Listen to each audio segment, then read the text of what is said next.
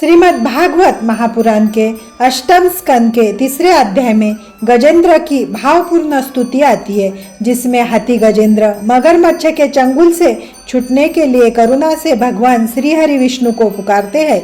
चौथे अध्याय में गजेंद्र और ग्रह का पूर्व जन्म का वृत्तांत बताया गया है, जिससे हमें कर्म, भक्ति और भगवान की शरणागति का गूढ़ संदेश मिलता है।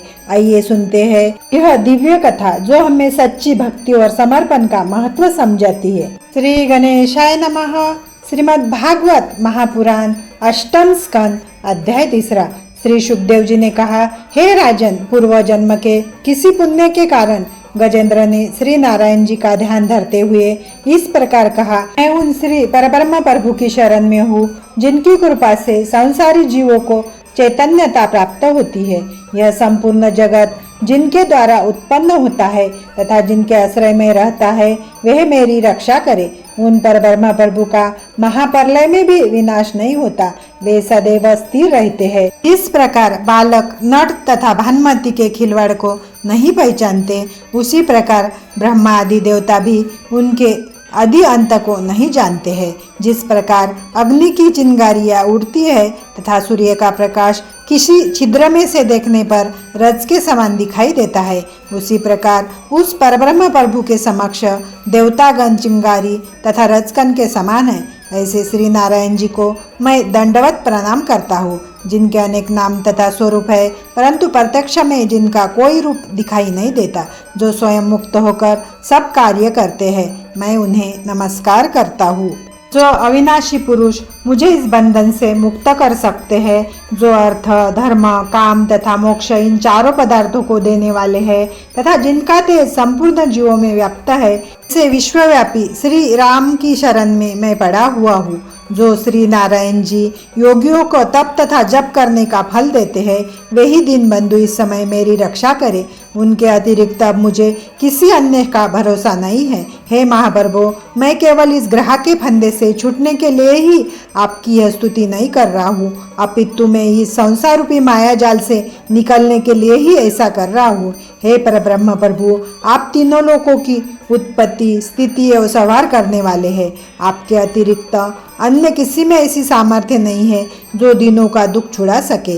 हे विश्वगुरु, जब तक सांसारिक प्राणी अपनी सामर्थ्य तथा अपने परिवार वालों पर भरोसा रखता है, तब तक उसकी कोई इच्छा पूर्ण नहीं होती है। अब तक मैं भी आपकी माया में फंसा होने के कारण अपने बल तथा अपनी हथिनी और बच्चों पर भरोसा रखे हुए था, इसीलिए मैं ऐसी दुर्दशा को प्राप्त हुआ हूँ। अब मैं उनका भरोसा छोड़कर आपकी शरण में आया हूँ। हे दीन बंधो, मुझे अपनी मृत्यु का कोई भय नहीं है, परंतु यह सोचकर मुझे क्लेश हो रहा है कि संसारी लोग यह समझेंगे कि श्री नारायण जी की शरण में जाने पर भी गजेंद्र का दुख दूर नहीं हुआ। अंत इस बात की लज्जा रखते हुए आप मेरा कष्ट दूर कीजिए, अन्यथा कोई भी प्राणी आपकी शरण में नहीं जाएगा। हे प्रभु, आप अंतर्यामी हैं, अंत में आपकी और अधिक स्तुति क्या करूं। हे परीक्षित, गजेंद्र द्वारा की गई स्तुति को सुनकर तथा उसे अत्यंत दुखी जानकर अंतर्यामी श्री नारायण जी उसी समय अपने हाथ में सुदर्शन चक्र ले गरुड़ पर बैठकर वैकुंठ से चलकर गजेंद्र के पास जा पहुँचे।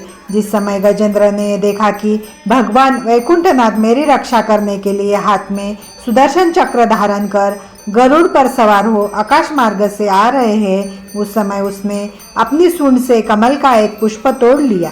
फिर उस पुष्प को उठाकर उच्च स्वर में पुकारने लगा, हे नारायण, हे विश्वगुरु, हे दीन बंधु, हे भगवान, हे दुखारी, हे श्याम सुंदर, हे ज्योति स्वरूप, मैं आपके शरणागत होकर आपको दंडवत प्रणाम करता हूँ। आप मेरी शीघ्र रक्षा करें। हे परीक्षित, जिस समय श्री नारायण जी ने उस दीन दुखी गजेंद्र के मुख से यह वचन सुने, उसी समय वे सुदर्शन चक्र सहित गरुड़ पर से कूद गजेंद्र की ओर पैदल ही दौड़ पड़े। फिर समीप पहुंचकर उन्होंने अपने सुदर्शन चक्र द्वारा ग्रह का मुख चीरकर मार डाला। तत्पश्चात गजेंद्र को तालाब से खींचकर बाहर निकाल लिया।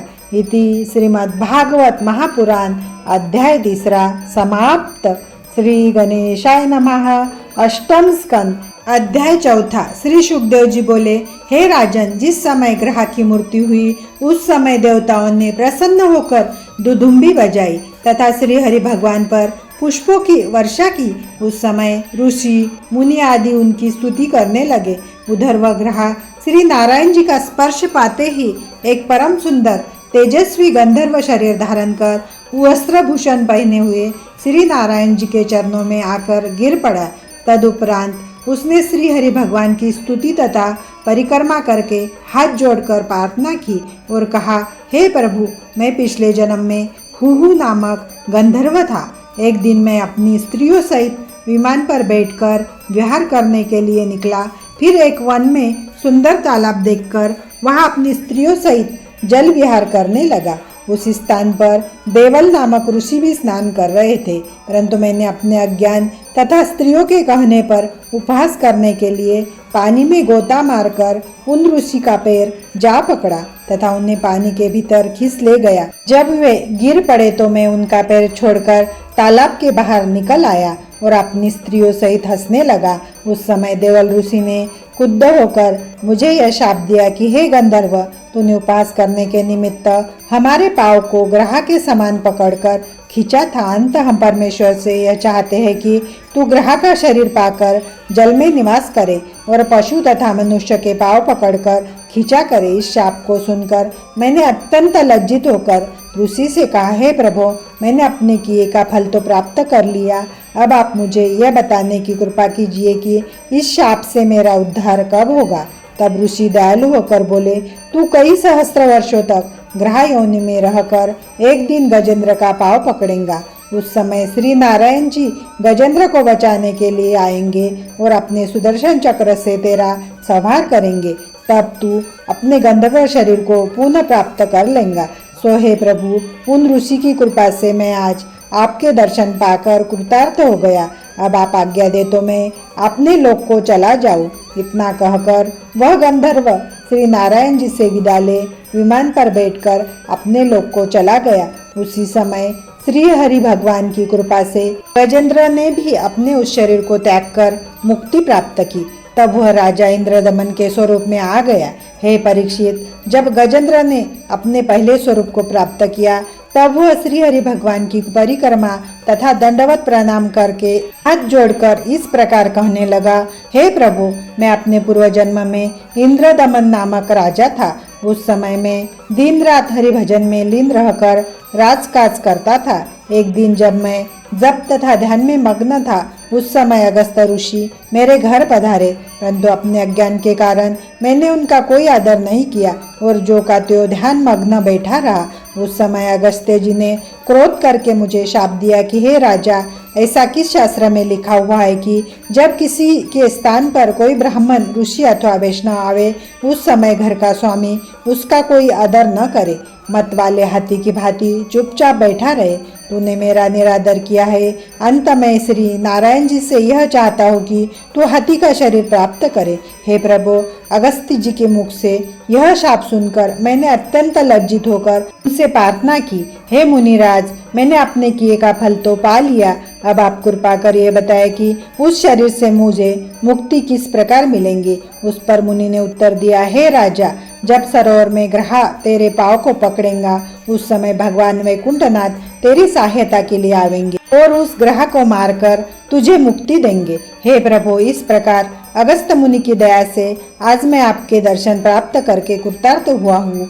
हे परीक्षित, इस प्रकार राजा इंद्रदमन ने जब श्री हरि भगवान की स्तुति की तब श्री नारायण जी ने प्रसन्न होकर उससे कहा, हे इंद्रदमन, जो मनुष्य मेरा तेरा इस पर्वत का सिर समुद्र, कौस्तुभ मणि, मेरे शंख, चक्र, गदा, पद्य का तथा मत्स्य, कश्यप आदि मेरे अवतारों का, गंगा आदि तीर्थों का एवं ध्रुव प्रहलाद आदि मेरे भक्तों का रात्रि के पिछले प्रहार में उठकर ध्यान धरेगा उसे अशुभ स्वप्नों का फल नहीं मिलेगा।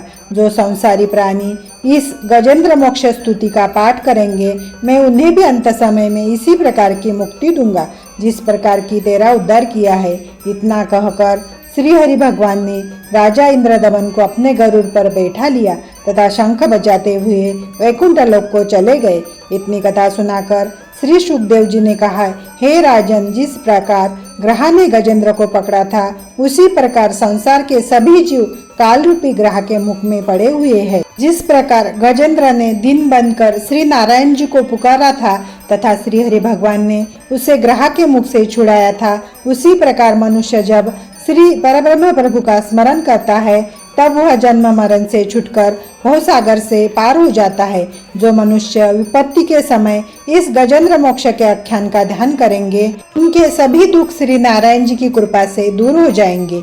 इति श्रीमद् भागवत महापुराण सुख सागर कथा अष्टम स्कंद अध्याय 4 समाप्त।